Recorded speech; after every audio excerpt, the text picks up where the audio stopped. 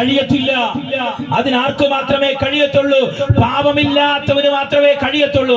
പാപമില്ലാത്തവൻ എനിക്കും നിങ്ങൾക്കും വേണ്ടി ഈ ഭൂമിയിലേക്ക് പാപത്തിന്റെ സാദൃശ്യത്തിൽ ഇറങ്ങി വന്നു. റോമാലേഖനം 8-4 വാക്യം 4-5 വാക്യങ്ങൾ വായിക്കുമ്പോ അവിടെ എഴുതിയിരിക്കും പാപജഡത്തിന്റെ സാദൃശ്യം.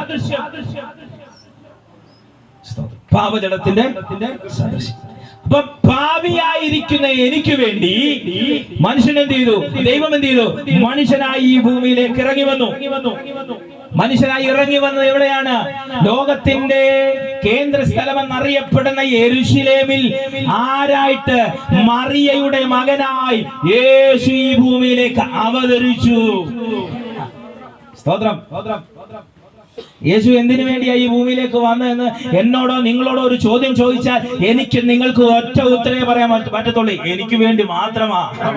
സ്തോത്രം. എനിക്ക് വേണ്ടി മാത്രമാ യേശു ഈ ഭൂമിയിലേക്ക് മറിയയുടെ ഉദര കടമെടുത്ത് എന്ത് ചെയ്തു? ഈ ഭൂമിയിലേക്ക് എന്നെയും നിങ്ങളെ പോലെ ഈ ഭൂമിയിലേക്ക് കടന്നു വന്നു.